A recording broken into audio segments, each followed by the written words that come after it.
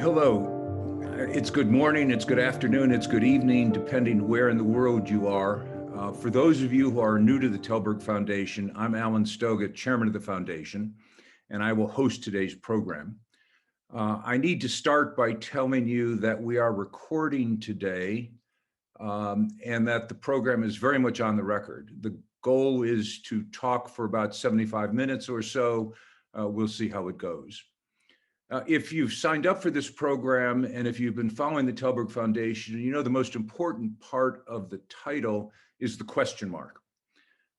Is democracy sustainable? Is this democracy sustainable that we're experiencing and all over the place? You don't need me to tell you that there are problems. Just look at the headlines from the start of this year, starting January 6th in Washington, but more recently, Myanmar, India, Chad, Somalia, El Salvador, Venezuela, you name it. It is a long list, which includes countries that democracy should not have any questions. And indeed, the Economist Intelligence Unit recently told us that 70% of countries have exhibited signs of democratic decline over the past year. And that, of course, doesn't count the countries that don't even pretend to be democracies.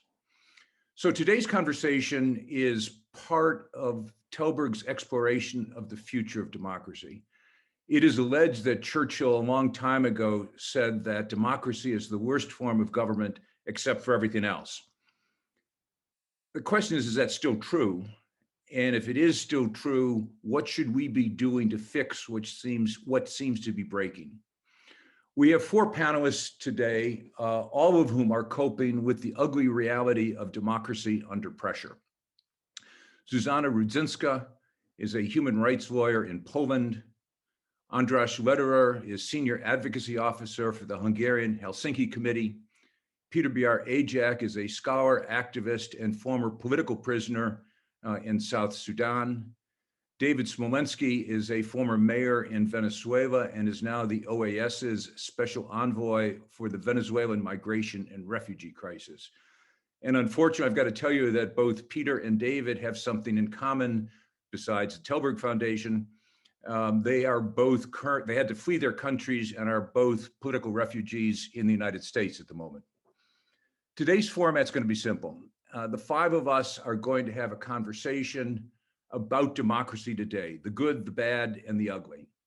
Then we will invite you to share with the panelists either your questions, short questions, or even shorter observations.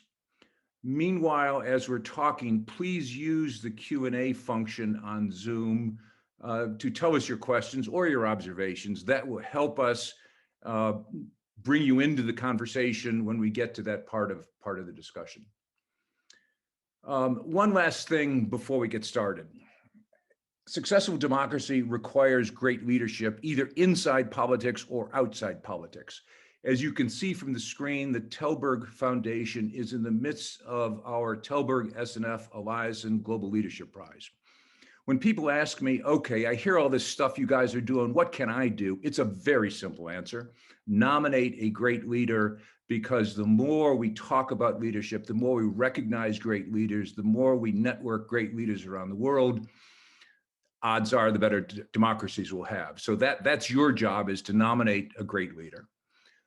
So let's get started. Churchill's blamed for all sorts of things, but let's blame Churchill. If he were here today, he might ask the question differently. He might ask, why have so many democracies seem to be losing their way? What's going on? That's a meta question. Zuzanna, why don't you start? Thank you, Alan. Good afternoon here in Poland. Well, of course, this question is a huge one, and I can only speculate when it comes to my part of the world, so the Central and Eastern Europe. I would say that the reasons are twofold. One are the long-term reasons, so to say. We gained democracy back in 1989. That was the democratic revolution without a drop of blood, as you know. Poland was a house homeland to the roundtable negotiations and a landmark for peaceful talks. And nonetheless, this transformation led to some frustrations. Many groups of people were left behind during this transformation, and it wasn't of the same value to everyone in the society. So I would say this was the major long-term reason for the decline we have been observing for a few years now. But there have also been short-term reasons, like the migration crisis back in 2015, which was easily used by politicians to win their votes to the parliament. And what we are observing now, at least in Poland and neighboring countries, I look at András now, is some hybrid form of democracy. So it's still a democracy. We have still multi-party elections, but on the other hand, our government is engaging in serious democratic abuses, and we can call it competitive authoritarianism, as was framed by Lacanway and Stephen Levitsky. Maybe we should shift to a country that had democracy and arguably has lost it. David, how would you answer that question? Oh, thank you, Alan, and it's an honor to be here. Thank you for inviting me. Well, Venezuela used to be one of the most stable democracies in Latin America, and actually was an example not only in the region, but I could say in the world. After having decades of dictatorships at the beginning of the 20th century, we were able to have a sustainable democracy for 40 years. It was a prosperous economy, and more specifically because of the oil reserve that Venezuela had. We had independent branches, free media. It was a country open for so many who were suffering from dictatorships, more specifically in Latin America, but also so many people that suffer from the war in Europe had a house, had a home, found a home in Venezuela. And since 1998, that changed dramatically. I think the biggest lesson is that for us is like as technology or medicine or education innovates, also dictatorships innovate. The case of Venezuela, Hugo Chavez in that moment used the democratic tools to conquer power and from power destroy democracy. So he used the opportunity to participate in a free and fair elections with free media, with no political prisoners, with independent branches, and with that he conquered power, and from power he destroyed democracy. And where Venezuela is right now, well, Venezuela right now is the country in the Western Hemisphere with the largest population suffering from food crisis. 9.3 million Venezuelans are in starvation, according to the World Food Program. That's the largest of the Western Hemisphere and the fourth largest in the world. Second, 5.5 million Venezuelans have fled the country, which is by far the largest refugee crisis in the history of the Americas. And right now it's the second largest in the world, only behind Syria, and with a projection that it could surpass Syria by the end of 2021. Also, well, Maduro regime has become responsible of crime against humanity. So the lesson here is that you don't need to have a war or a natural catastrophe to see a humanitarian catastrophe as we're seeing in Venezuela. Losing democracy and freedom could cause same consequences and having a war. Thank you, David. When we were talking before turning on the microphones, we were talking about democracy, and Peter said something to the effect that, yes, but I have a different experience. We didn't lose democracy, we've not had it. So how do you think about these issues, Peter? It is a very different perspective. Indeed, Alan. And first of all, let me thank you for the invitation to be part of this great panel. And let me also thank the audience for turning in for this important conversation. Indeed, we in South Sudan fought for democracy for more than 50 years. Sudan as a country has gone through these episodes of trying to find its way toward democracy, but it never succeeded. For us in South Sudan has always been an idea that we thought was worth everything. Everything we read about it, everything we imagine about democracy convinced us that it was something worthwhile. Unfortunately, since we got our independence 10 years ago, we have actually got worse. We came from a dictatorship that was sort of it was never really functioning, but the current dictatorship we have is much worse than the one that we had under Sudan. And it's 10 years since our independence. We have not had elections. All the institutions of government are not functioning. Corruption is all over the place. The country has been turned into one massive prison where people are being detained left and right. People are being shot on the street and being killed by quote unquote unknown gunmen. This is the reality we live in. And when we think about this, democracy is not easy. It's not easy to bring about, and it's not easy to maintain, as we have seen by the examples that you have given. But the way we are thinking about it, our challenge is twofold. It's not just only a challenge of creating a free society, but it's a challenge of creating the state itself, creating a vision of the society. And we in South Sudan, when we fought during the civil war with the North to create our own country, we knew very well what we were opposing. We were opposing the kinds of authoritarian, ethnic and religious regimes that were established in Sudan. And we wanted to create a free society. But that one was something that we never really discussed. So we never really built a consensus about a vision of the future. And our leadership, because we had the tragic event where the leader of our revolution, Dr. John Grang de Mabur, died just as the peace agreement of 2005 was getting underway. And we had in place a leadership that did not really understand the vision of why the people of South Sudan was fighting for.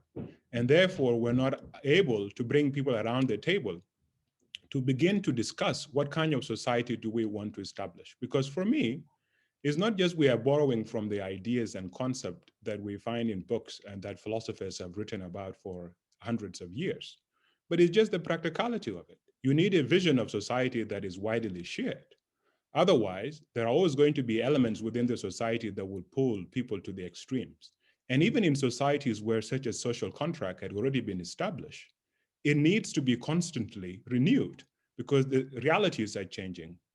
Situation is changing, people are changing, priorities are changing. And as a result, what brings the society together is this grand vision. And in my opinion, the question of leadership is very important. So for us, we feel we are trapped with a leadership that has no vision for our country, has no vision for our economy, has no vision to make life even better for the people that made the sacrifice. So our priority, first of all, is to have in place first a leadership that has understanding of these complexities, and then begin now to lay the foundation for all the other things so that things can begin to move together. Thank you. I want to come back to the leadership issue, but first, András, Peter mentioned what George Bush used to call the vision thing. And indeed, I think it's a terribly important point that if a society doesn't have a shared vision, that society is likely to watch democracy erode. That clearly was the case in other situations, not the least Venezuela.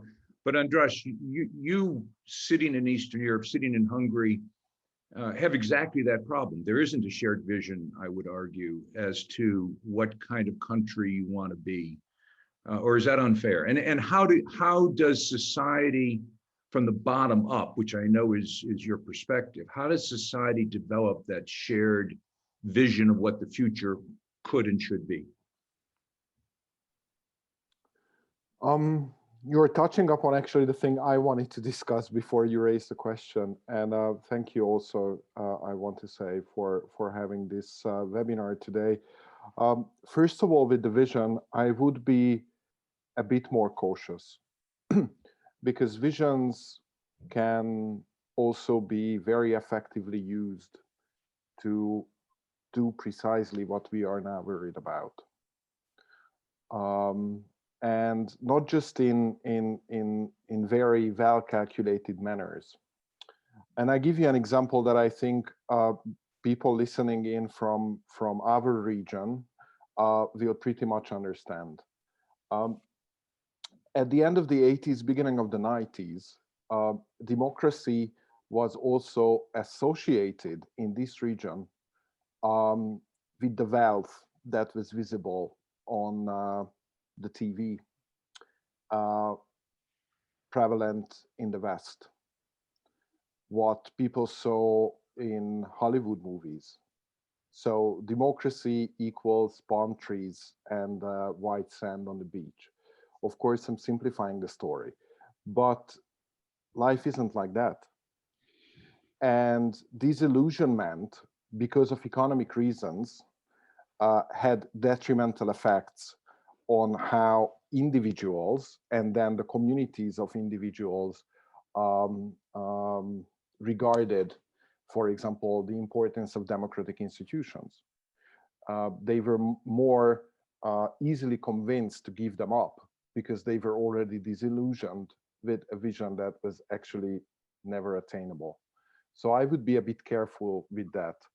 And the other issue is precisely this. So we are talking about institutions on the one hand, but I think both Zuzanna's and my experience, and also the case of Venezuela, and in so many similar situations, what we should learn is that simply focusing on institutions is not going to take us anywhere.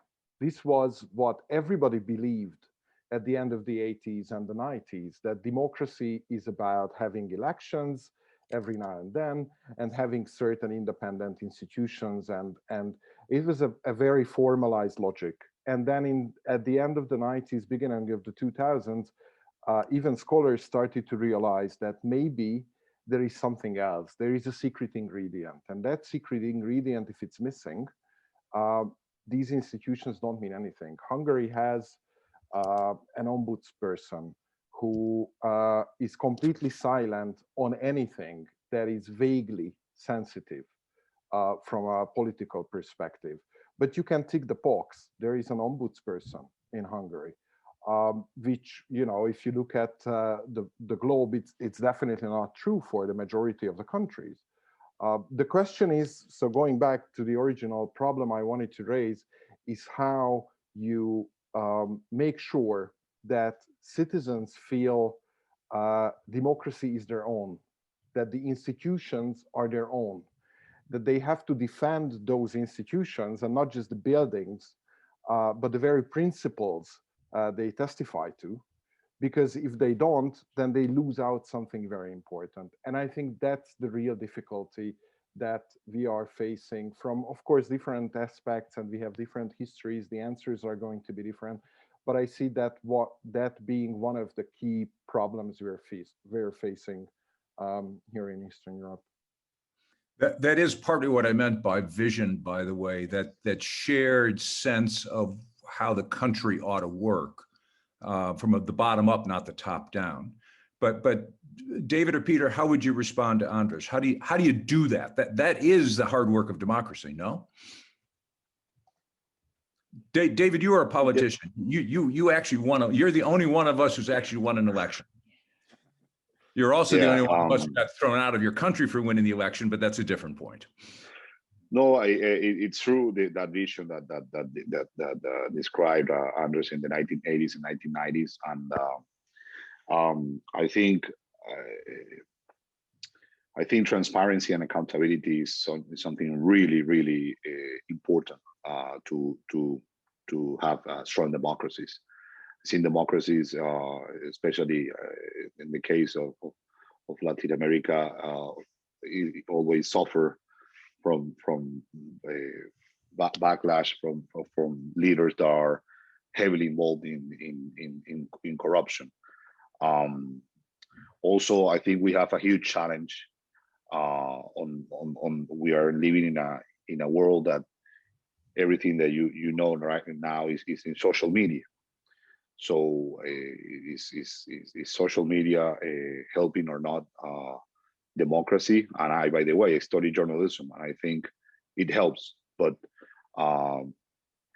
that's a new challenge. I think that it has to be taken into account on how you use democracy, because the regimes, the dictators of the world also use social media to commit atrocities. It happened to us when we had a huge protest in 2017.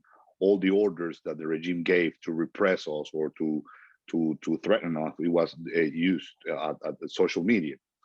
Of course, a principle of democracy that is always forgotten is, or not always, but usually is the respect of minorities, right? So we are living also in times where I think you see some efficient dictatorships, like you having people say, well, here we don't have political freedom, but the economy is doing great. Millions of people have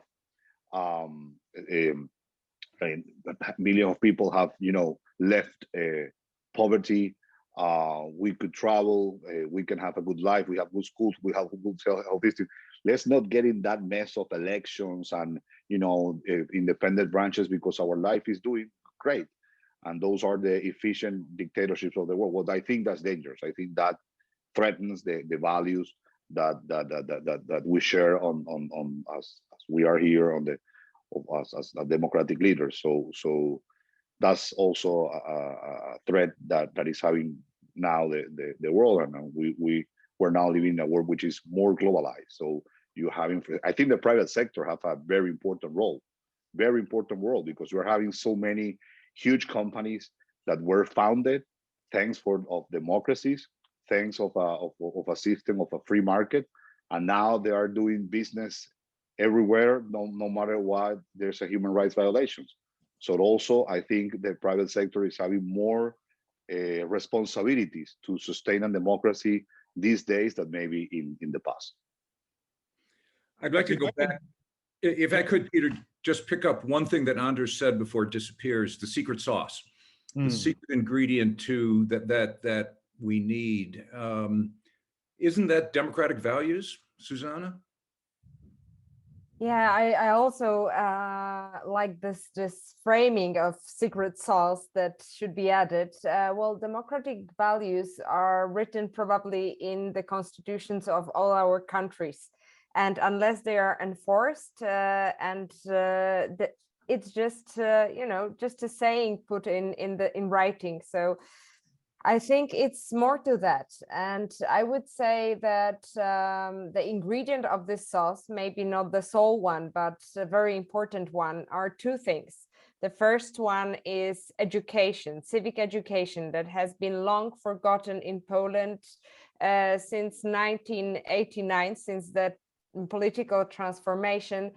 All governments were more interested in the economic growth, exactly as David said, and not on civic education. So we were rushing to catch up with the West, but we were forgetting on building the fundamentals of our democracy. This is one ingredient. And the second ingredient, I would say, is making a civic space, making a space for people to care about small things in their neighborhoods, in their communities, and giving them sense of impact, because this is how the democracy is building up from the bottom up.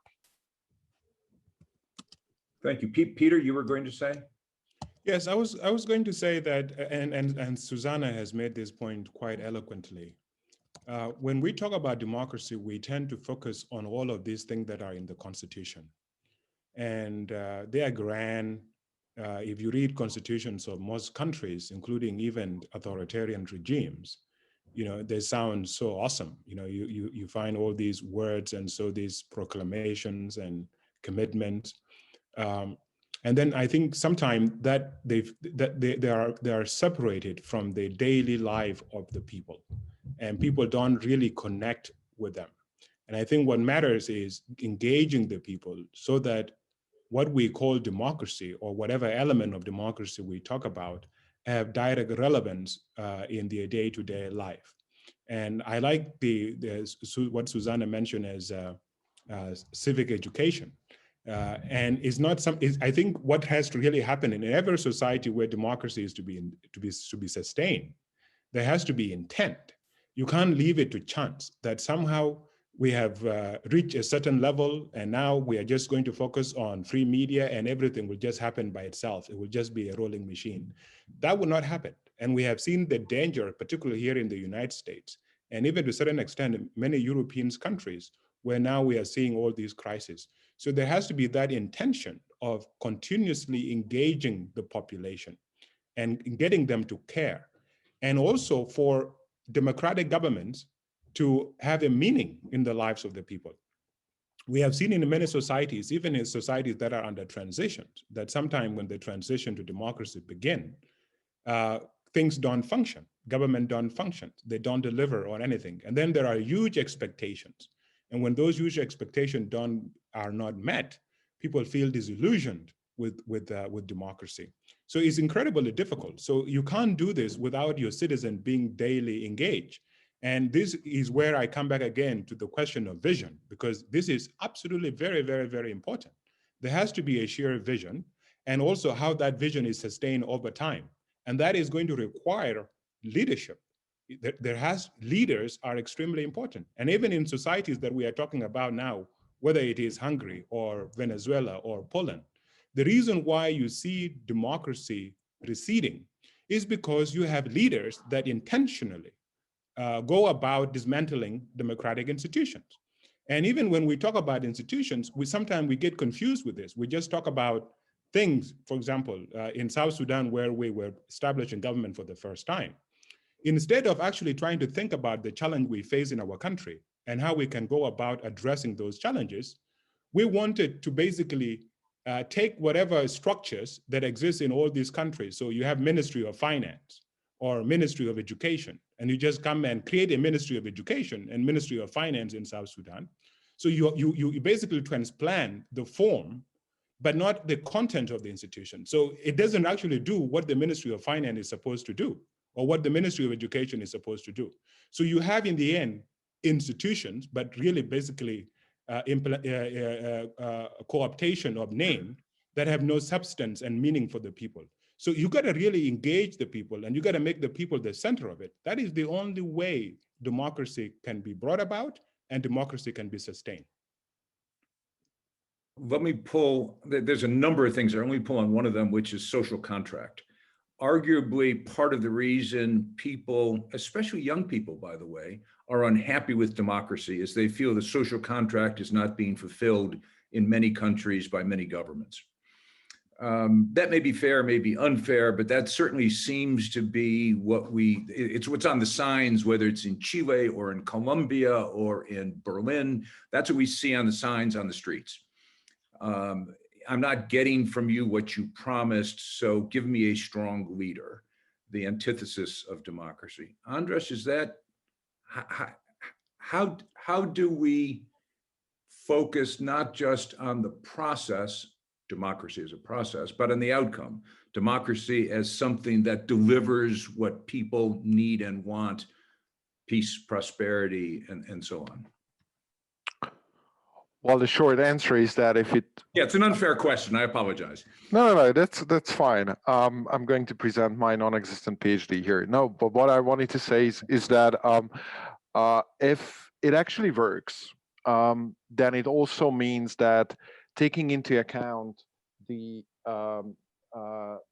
needs, the vision, if you like, of the constituents, be that a small local municipality or an entire country, then obviously people are going to feel that we reach the aim, that there is a delivery on promises.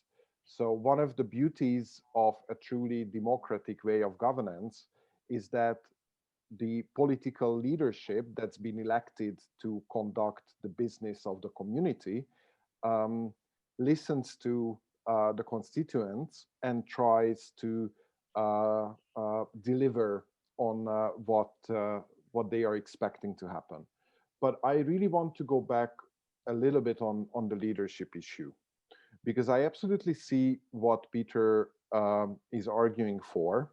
But I think because of the very particular experiences we are having here in Hungary, and probably also Poland in some ways it's true, although your leader is hiding a step behind all the time, is that it is very dangerous in a sense that so many people have this idea that, as what you also said, and what we also seen in Venezuela, I don't want to deal with this problem.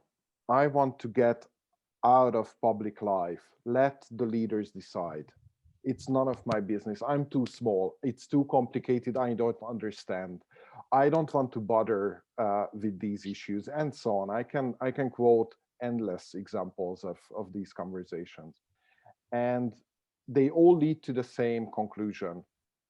This or that individual is perfect for the position, and I trust them fully, and they are going to take the country to a brighter future. And I think this kind of attitude is the hotbed of any kind of autocratic, illiberal regime, because people voluntarily revoke their power to check what the leadership is doing, because there is this implicit, unlimited trust based on these people. And I think that's extremely dangerous in any kind of context, but especially in weaker democracies like what we had in Eastern Europe. So part of the secret ingredient is the idea that you always have to question authority and never accept outright whatever your most sympathetic leader or the state's leaders are telling you, because that really leads into this kind of attitude that you as a citizen have actually at the end of the day no say in where the country is going to, partly because you are too stupid to make that decision, and partly because you just believe that the leaders are best placed to make decisions for you. And I think that's just the end of the democratic process. If you don't have people who participate in public discussions, then the whole story just empties out, and you have the empty institutions and the empty shell. I agree with all of that, except I'm not sure people voluntarily give up. And I certainly don't think they trust, because everything I see in almost every country on the planet, people don't trust their leaders.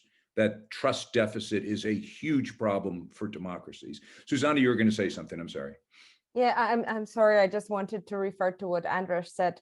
Maybe this is all again the issue of Central and Eastern Europe. We have a huge deficit of trust, because we have also some reminiscences of Homo Sovieticus mentality.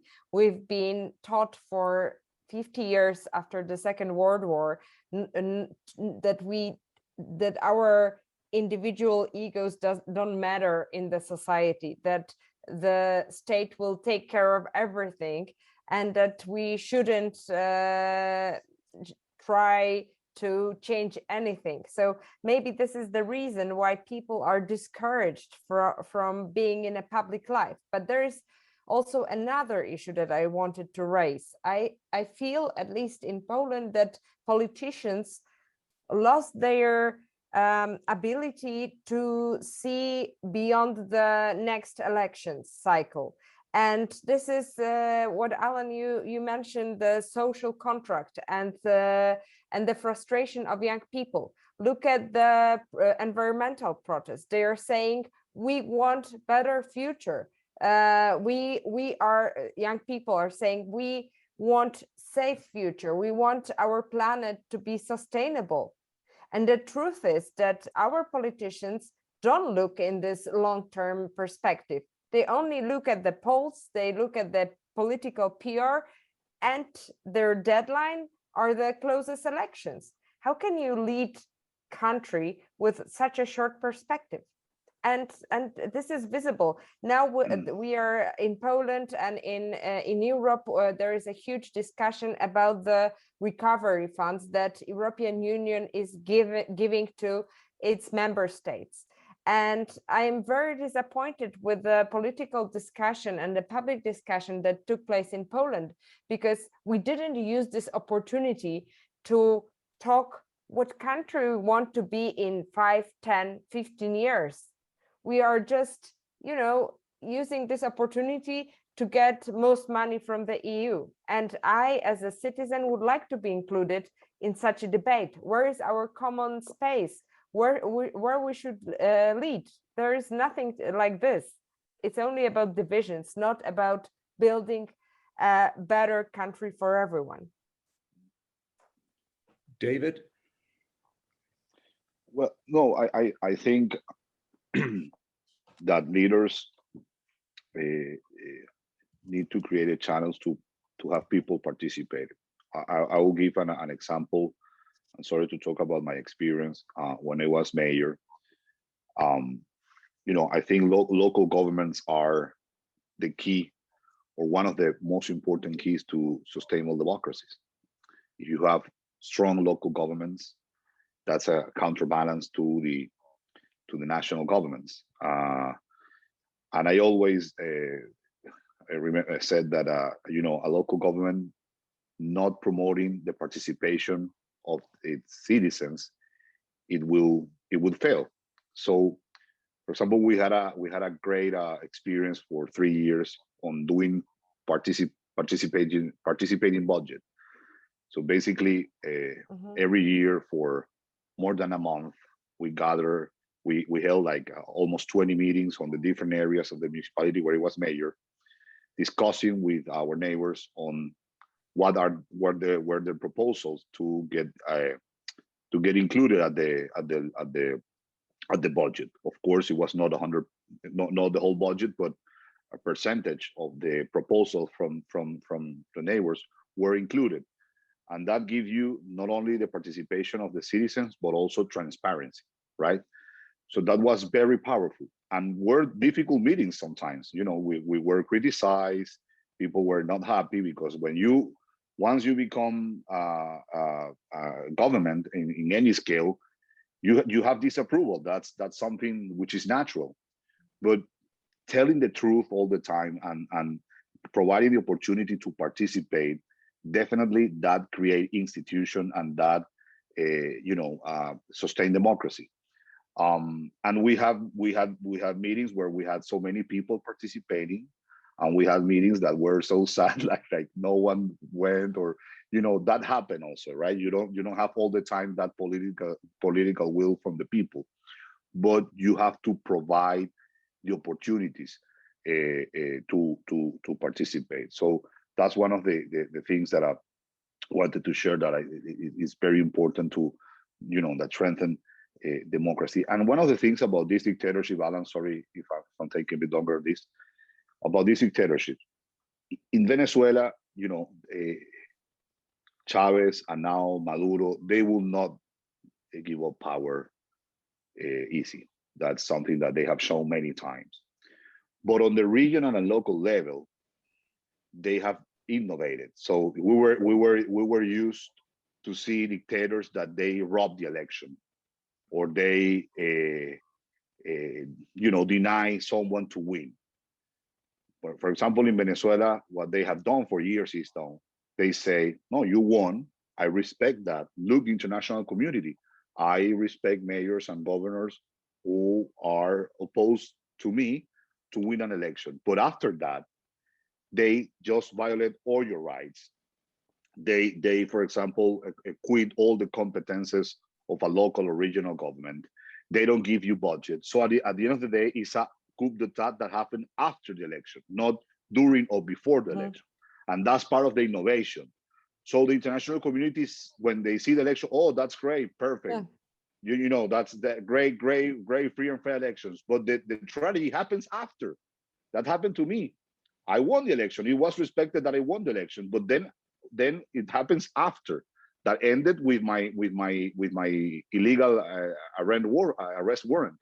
But they were, you know, quitting all the competences of the local government. So at the end of the day, you couldn't do anything. And of course, sometimes the people are not well informed, and they were saying, okay, that's my fault. So, you know, that's also a reflection that I wanted to share about how this system innovate now these days. Thank you. I'm going to ask Cecilia if she would promote several of our questioners onto the panel so we can get their questions. While that's happening, Peter, some questioners and David just touched on that magic word, international.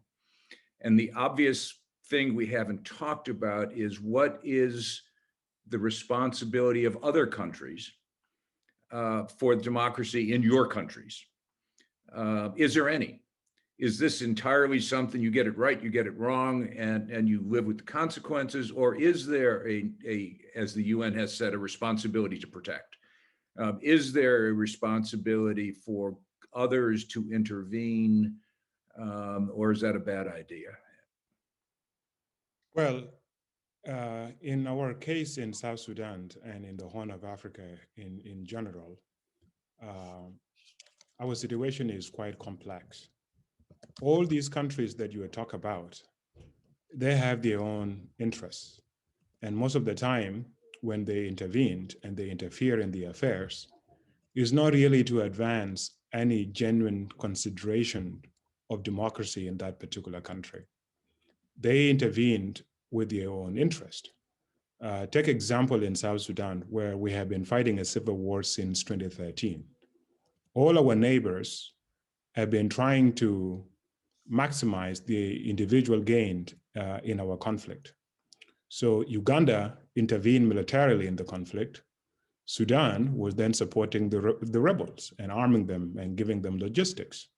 Kenya was benefiting from the private sector in South Sudan, with its banks being the main financial institutions. And then if you go beyond that, you have China that was basically getting the oil and was more interested with the security of the oil, regardless of what is happening in the country.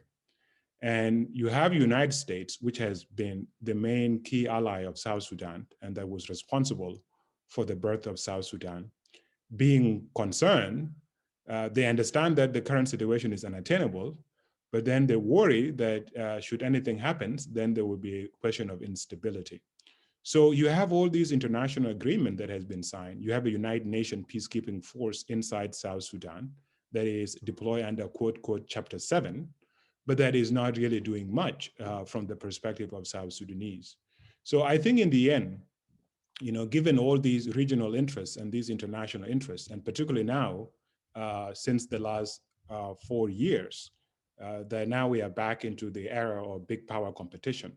I think all of this intervention or all these international intervention is going to be problematic. So in the end, it's going to come back to individual country, and it's going to come back to the leaders in individual country to see what they can do within their spaces. I like what David said about this participatory budget. That is actually something that is quite tangible. And I remember very well back in my days when I used to be a bureaucrat in the Ministry of Finance, one of the ways that we effectively engage our people was during the planning phases of a development plan. Because when you do a development plan, you have to basically have a vision of a 3 to 5 year program. And you have a target, and then you involve the population, you involve the bureaucrat, you involve the citizens to talk about what is it that in the end do they want to achieve, and what is going to be their role in that process. And it's up to each government to make it as inclusive as possible. And in our case, we did exactly that. The same thing later on when I was advisor to the Minister of National Security. One of the things that we did was a national security strategy.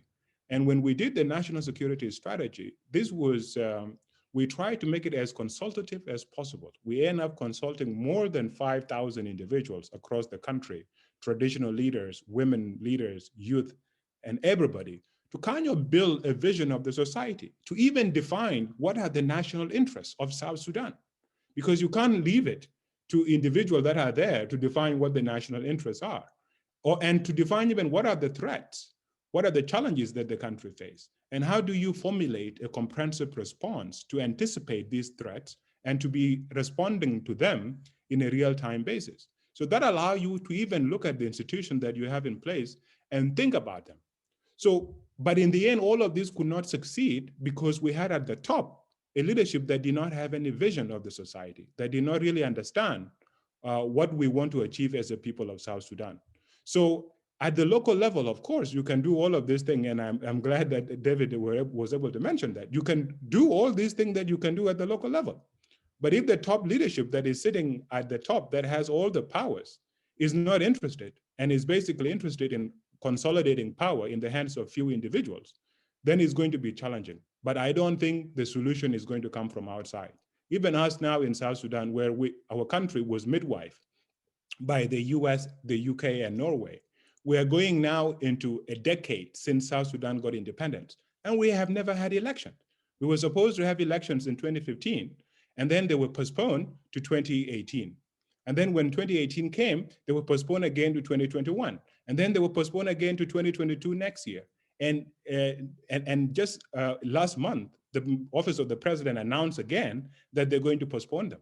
And you have the UN peacekeeping mission in the country that has over 17,000 troops, and nothing is happening. No one is even demanding that South Sudan live up to its commitment and hold election. So the international side is just a pretense. Like at this point now, is becoming really problematic because everybody talk about commitment to democracy. Even President Biden was recently re-elected with about making democracy and human rights priority. But we haven't really seen much about that. Even in countries like South Sudan, where we have intelligence services that murder people on broad daylight, just getting them to sanction some of these bad actors is now a heavy lift. They can't do it. So then you wonder in the end, what is it that they're really doing? Peter, before David comments, let me bring in Kevin. Overton window. Kevin, are you there? Yes, thank you very much for including me. I really appreciate that, Alan. I don't even know where to start, so I'll just sit and be quiet. But thank you. Thanks. Let me just, you in the questions you mentioned, you said the Overton window is slamming shut on the current perception of democracy and youth along with women. We need to do something about that. And partly I think that's what everyone's been talking about so far, is that people have grown frustrated with democracy, both with the process, but also with the outcome. And I think the challenge on the table is, what do you do about it? And there've been some suggestions, participative democracy, some of what David talked about, what Peter just talked about. David, very briefly, and then Zuzanna, could you turn on your camera, or at least your mic? And Prabhu as well. But David, you're about to say something. You can keep it brief so we can get as many people in as possible. Sure. No, if I may, I wanted to ask Peter, coming from the, as he said, the newest country in the world, and it's incredible that for 10 years you haven't had the opportunity to have an election. Do people want to vote? Do people want to participate? Because I think that's the most powerful thing that you could have to finally have an election. Absolutely. And just to give you a bit of the background, David, we fought a war from 1983 to 2005. And during that conflict, there were no elections held in Southern Sudan. What the North Sudan did was to have northern businessmen that were residing in the South to represent people of South Sudan in the parliament in the North, and to have like South Sudanese who have collaborated with them, with the one representing South Sudanese in the parliament in the North. So we were furious about this because our voices were not heard. So when the peace came and we finally got our state, the one thing that we were all looking forward to is to vote. I'm 37 years old and I have never voted in my entire life, never had a chance to vote in my entire life. And every time when this opportunity comes, our government create an incident. What they did when they postponed the election in 2015 was they created a conflict in 2013. And then they said, now we have a civil war. How can we hold election in the civil war? And it was a civil war that was deliberately created. And then they have been unable to end it. They signed peace agreement, and then immediately they begin to dismantle the very agreement that they have signed so that they can never hold elections. They're basically modeling the experience of Eritrea, where that country has not had elections since 1993. So you see now, there were polls that were done recently. 90% of the people are saying, let us have elections. Even if we know there will not be perfect elections and the environment is not that perfect, let's at least begin so that at least there is a pattern that is set and there's a timeline. Because the problem with not having elections is that the only way now you access to power is by rebelling. So then people form rebellion, they go to the bush, they fight, and then the peace agreement are negotiated. Now we have a bizarre government where we have five vice presidents, each of whom represent a warring coalition. So you have five warlords as five vice presidents. And then the cabinet is made up of warlords also, because basically all these fighting groups, they come and sit down with the international community. This is now the African Union, the UN, the IGAD. They sign a peace agreement that basically divide up the government among the warlords. And then now there is no implementation of the agreement. So then more people rebel. So right now, beside the five vice presidents, the five warlords in the government, there are already 7 other rebel groups that have come up that are in the bush. And now they are negotiating again. So this is basically the situation we are trapped in. And we've been arguing, let us have election. If the problem in the country is because of power and everybody want to get to power through violence, let us begin the process. You may not have the best election the first time you try this. Even in countries that have done election for hundreds of years, there's still issues. There are issues of irregularity. But you have to begin somewhere and you have to begin this process. So this is what our people want. There was a national dialogue that just ended last year. And it was a unanimous demand of the people of South Sudan that this time we must have election on time. But then now the office of the president just announced that they're not going to hold elections. Zuzanna, you were here a moment ago. Are you still there? You had a question earlier about protecting democracy. Whoa. There you Yes, go. hello. I had 2 questions actually, but the main concern for me is when people talk about great leaders, what are the qualifying criteria that great leaders have? I sometimes think, especially when people grow up in an authoritarian or a hierarchical structured family, they build up subconscious picture for what a great leader is. And so I would find it, I mean, for every profession, you need kind of a qualification. Why don't we have qualification for leaders?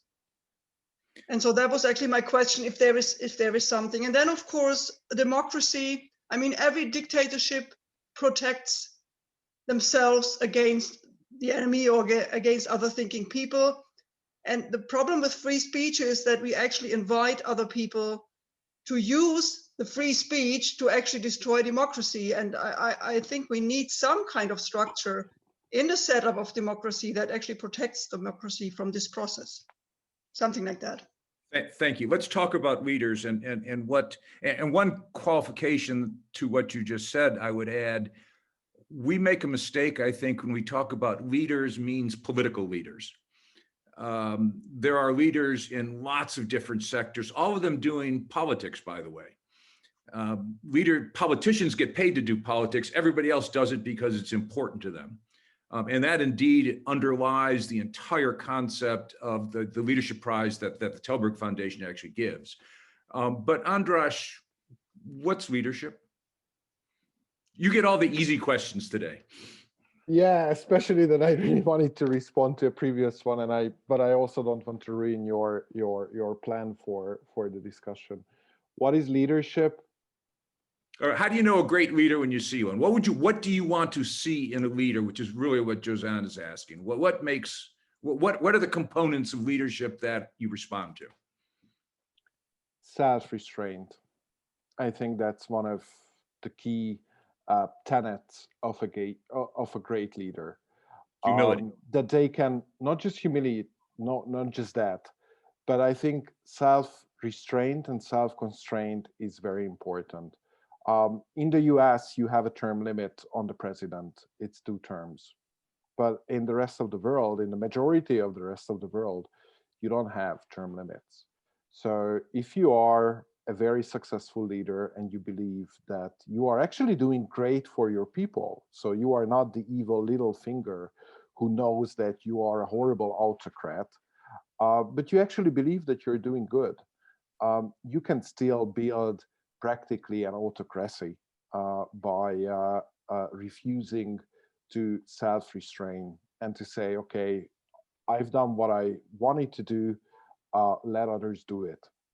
If you think about leadership as an ever developing and ever changing role and position inside a community, for example, David would not imagine himself to be the mayor for 50 years or his life tenure, not because he gets bored, but because he thinks, okay, I've been doing this for 6 years, let someone else do it. And I might try myself in a different position, in a different community at a different time. It doesn't mean you have to leave politics for good. But I think that's a quite important thing. And let me say something, Alan, sorry, going back to the intervention, because I want to turn around the question and not necessarily answer, but just for the audience also to think about. You know, intervention can come in many forms. It can be a military intervention. You quoted responsibility to protect. It can also be much softer. It can be diplomacy. But let me turn around the problem. In such a globalized world as today, by not doing anything versus a dictatorship in a political manner, isn't it also a kind of intervention? Isn't it also a kind of interference in the domestic makeup of society? If there are countries that are pouring in investment funds, international aid to a particularly corrupt and autocratic leader and help them sustain their grip on power through those economic investments, that's a kind of intervention, if you like.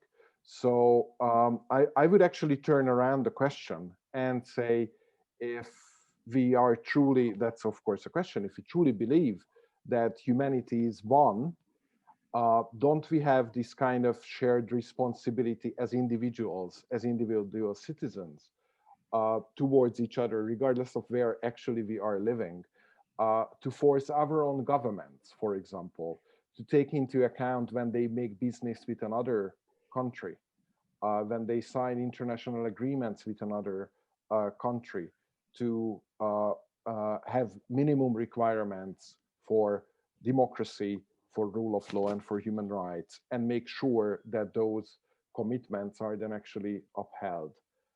Because, yeah, isn't it intervention if you just keep doing business with autocratic leaders? I have strong thoughts on all sides of that subject, but let me switch instead to Prabhu. You have much to say, so I'm going to ask you to be brief, because I think we have to do a whole program in South Asia. Maybe that's what we do next. Not just in terms of South Asia. I think worldwide, a key issue is can you have a situation where you claim to be democratic, but 0.1% of your population owns 50% of your resources? Can you similarly have a situation where capitalism can thrive is supposedly if the overall political system is communist? Clearly, in both cases, no. And yet we have seen a situation since the 1980s where in Western countries, as a result of very systematic efforts by elements of the elite, wealth has accumulated among a very small proportion of the population in the West. Now, these are supposed to be democratic countries. So if we want to understand why democracy has been eroded in these countries, we need to understand that it has taken place through an economic process. And the economic process has been one whereby subsidies have been given to certain people and not to others. Contracts have been given to certain people and not to others. The tax system has benefited certain people and not others. So wealth accumulation has taken place among a very small elite. When wealth accumulation starts taking place among a small elite, you know that democracy is going to begin to die in those societies. And this is something we have not really talked about so far, the role of wealth accumulation and the role of the rich in terms of how they spend their money to bolster their own power or encourage democratic values in their societies. So you were talking, Alan, weren't you, of everybody being a leader, and particularly the rich and the leadership they exercise has a profound impact on the way any society goes. And ultimately, it comes back to the conscience of the rich. It comes back to the conscience of the political leader. It comes back to the conscience of the ordinary person who collaborates with these people in the kinds of processes that erode democracy. So what we've been seeing since the 1980s is actually a decline of conscience. It's a moral challenge. It's a moral problem that expresses itself then in the decline of institutions. So I'll stop there. Stop there. Thank you very much. And I'm going to thank you and Kevin and Zuzanna, and we're going to ask some other people to come into the room. But let me make a couple of comments and then see if others want to. The last time that we had economic inequality as high as it is now was early in the 20th century. And we know how the early 20th century worked out. This is what happens when you get the kind of concentration. That's a known. That's just fact.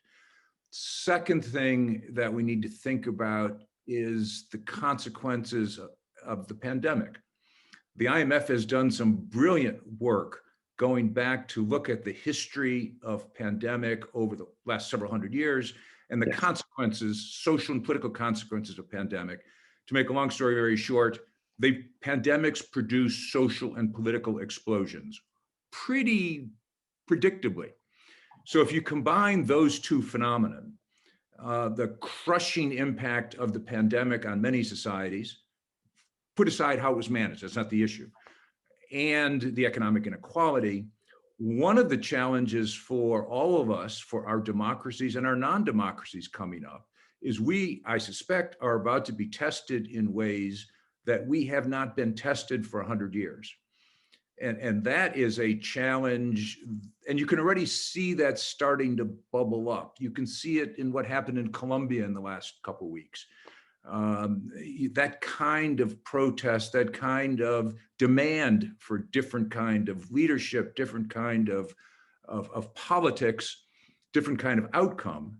Yeah. My own prediction is we're going to see it all over the place. And are we, as people who advocate for and want democracy to succeed, are we thinking urgently enough and carefully enough about what do we do? What do we do to take those forces and push them in a direction that is more positive for people? But thank you for raising that probably, because those issues, I think, are absolutely critical. And then one last comment, which is the morality question. One of the things we try to do with the Eliasson, the Tällberg SNF Eliasson Prize, is put right at the front of it that commitment to universal values in leadership, whether it's in politics or business or the stage, it doesn't matter where, is absolutely critical to at least my definition of what a leader might be. Zuzanna, you're shaking your head. Yes, you want to add, subtract, multiply? No. I fully agree. I fully agree with the values, and I just wanted to add to the points we made before the economic background, but maybe we'll stick to the economic impact. Yeah. But I fully agree with you, Alan. Thank you. Marcos, Faith, do you want to turn on your cameras and ask a question? Oop, there's Faith. Well, now we have Faith. Yeah, so my question, just as I posted on my Q&A, is when is democracy truly democracy when it comes to human rights? Because we've seen a lot of atrocities that have been done, even in the justice system in America, like how we've seen human rights have been undermined, especially for Black people. And it's been a trend even considering the time. Right now, COVID has happened. Everyone is like anxious and there's a lot of uncertainty, and sometimes we see people acting up on what is bothering them at the time. So yeah, like when is democracy truly democracy when it comes to human rights? This one I can answer.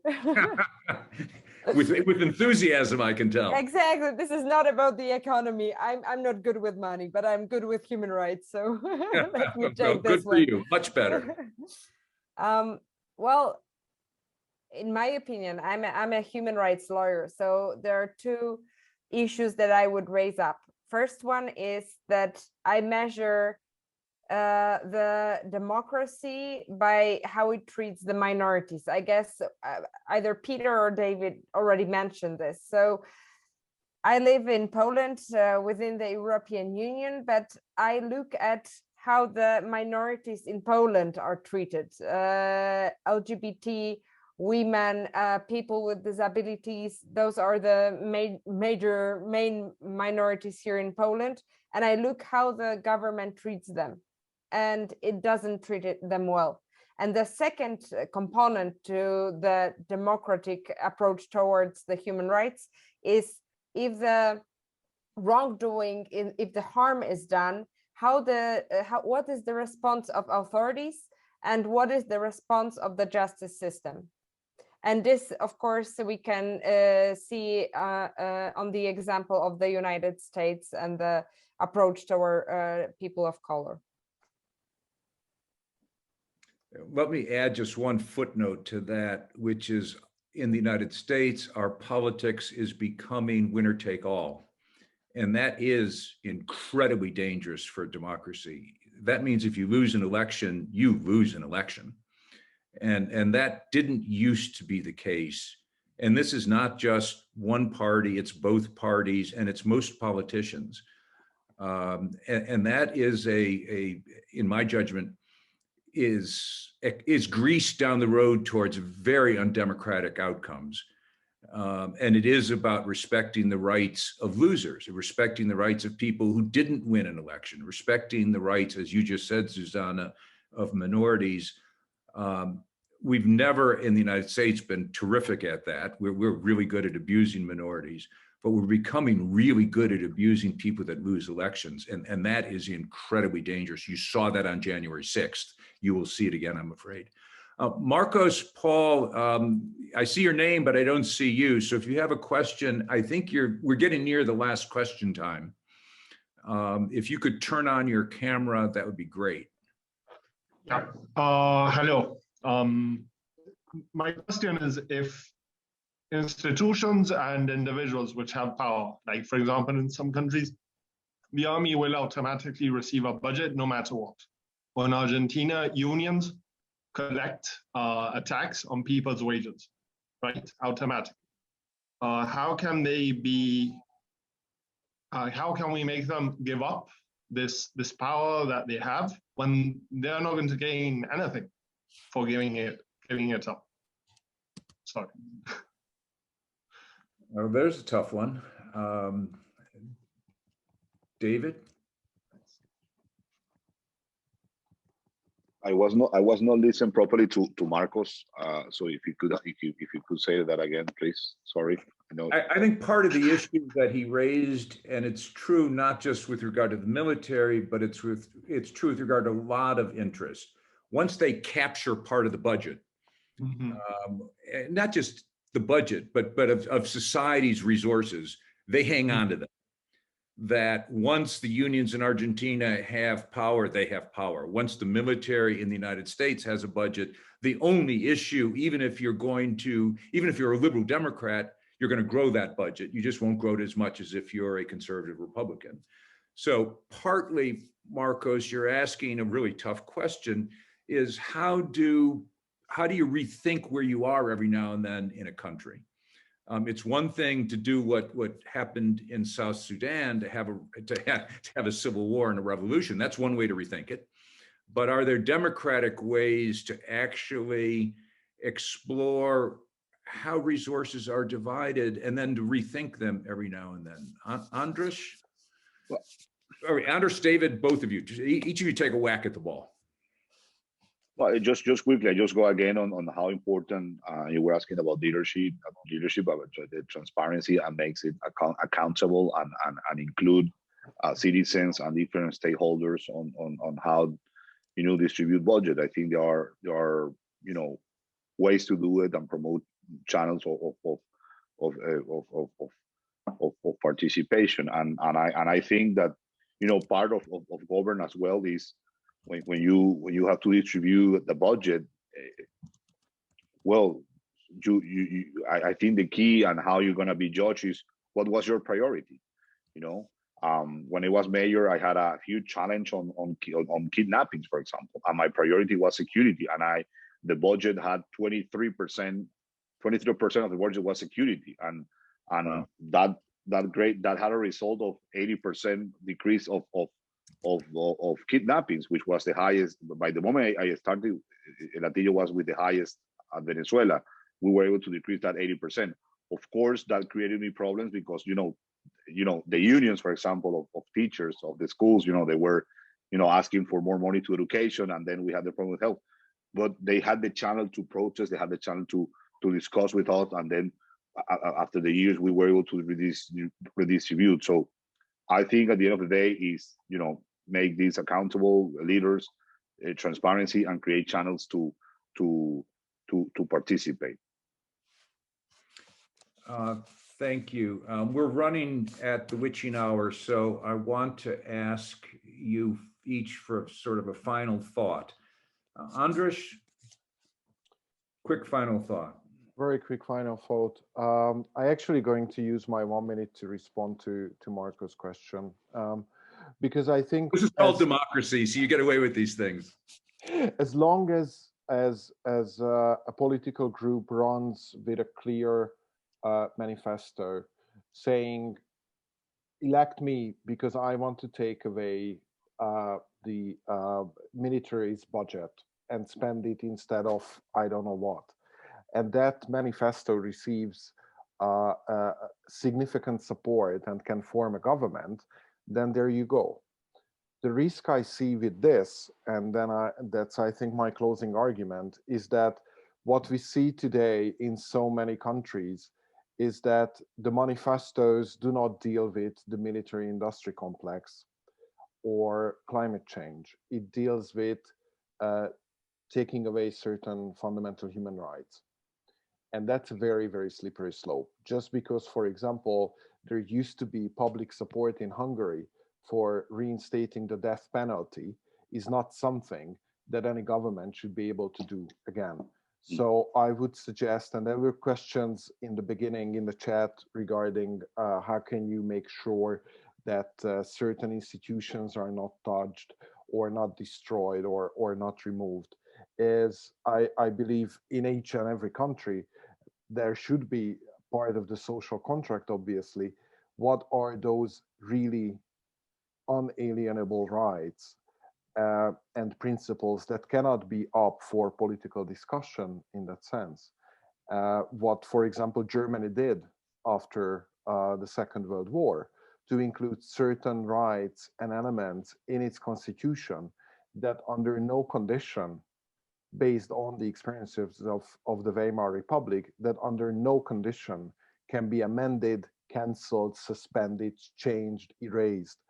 And I think one of the potential solutions to some of the problems we discussed today is to actually have a limited but very clear set of rights and principles, where we say, in that sense, as members of the community, we give up our right to ever touch those things, the most basic fundamental human rights, and the most important principles of democracy and rule of law, because we understand that we are living by those frames.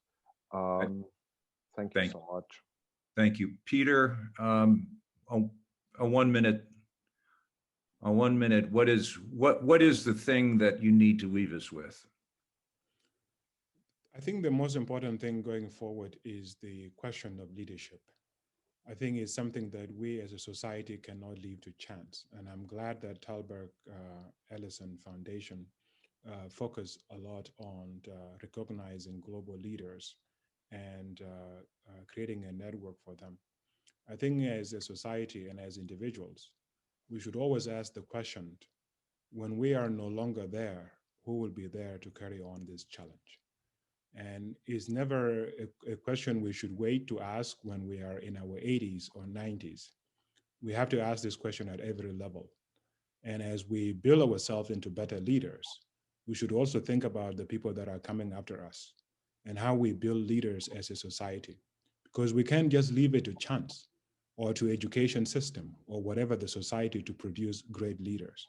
We have to be able to invest so that these things we talk about, the moral element, the values that we talk about, are something that are ingrained, and we create systems and programs where these leaders are developed and incubated so that the society will always have a number of different choices from which potential leaders could emerge.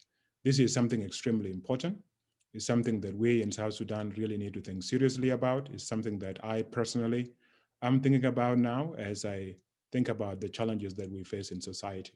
Because it's never about one individual.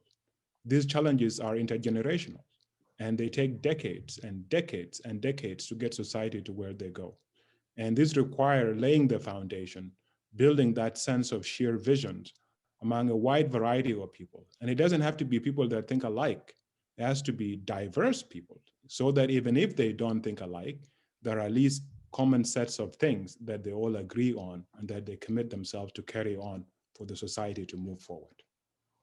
Thank you. David? Well, we started with Churchill, that he took a quote that from Otto von Bismarck that make very famous, that a politician become a statesman or a leader, if I may have it, when he or she thinks on the next generation and not the next election. And I think that what defines a self-constraint that András was saying earlier. We have to think all the time on the different roles of leaders that we have, because not only the only leaders are not the ones who run for election. We have leaders on different areas, as Alan said earlier. You have to think all the time on the next generation. In the case of politicians, not only on the next election. And democracy is not something to also trendy. The people who promote democracy is not only just to be on the social media. This is something that you have to value and protect all the time. And I think even though we're facing different challenges, at the same time, those challenges create opportunities to have discussions like this, to have a more global democracy and to articulate. I think the dictators of the world are more articulated than the ones who defend human rights, democracy, and freedom. And we need to work more on that. So thank you again for inviting. Thank you. Zuzanna, you had the first word. You get the at least penultimate word. Yeah, well, for the first thing, I agree with you all. But the second thing I wanted to add is the word solidarity. And I think in the world of social media, when we are all closed in our bubbles, because, well, this is our reality. We are surrounded by people alike us. We are surrounded by people that think like us, not differently. And this is also what the politicians are doing. They're and emphasizing the differences between us, and looking at the society more in a tribal way, not as a one organism. I think solidarity is the key for future.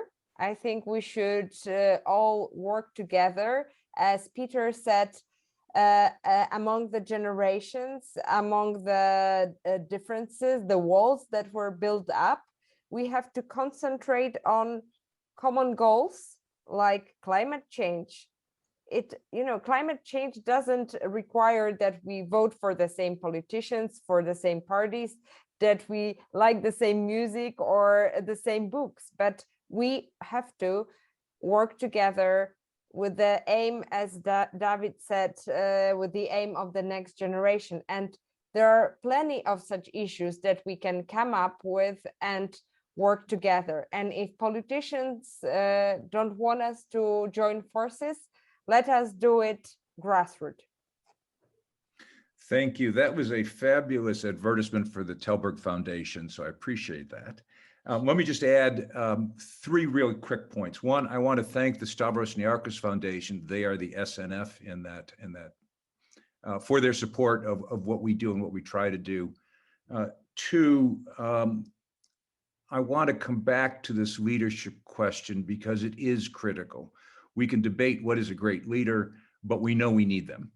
And so I urge all of you who've participated in this to think about leaders you know in politics, outside politics, and please nominate them. We need to build this network, as Zuzanna just said, that cuts across countries, cuts across issues, and actually wants to get stuff done urgently because we don't have time to wait. And then finally, as I'd said, I appreciate all the questions we got. There's last I checked, there's almost 70 questions there. We won't answer all of them. We'll answer a lot of them. We'll post that on the website because your engagement with us in this conversation is critical.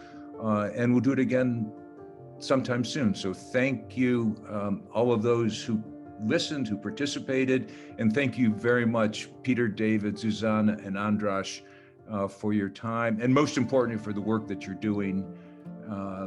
And please, please hang in there. Thank you.